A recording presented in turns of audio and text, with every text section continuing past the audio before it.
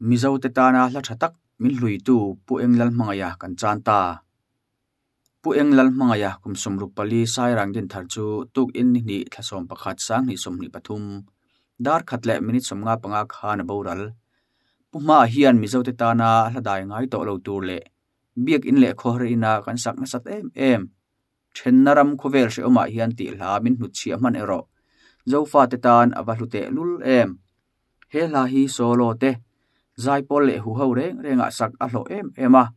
a thuk amoin a hla thu a tha em bokani pu englal mangai hi vo in ni thum thlasom pakhat sang ni somni pathum chonhudar khata sai rang din thar presbyterian pastor reverend than nunan avuyang puma a thlamuang takin cholse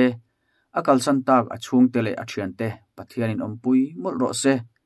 tuna ala phua ilo ngai thang u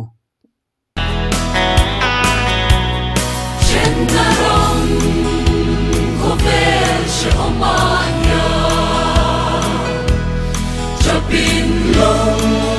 do len roa kan chen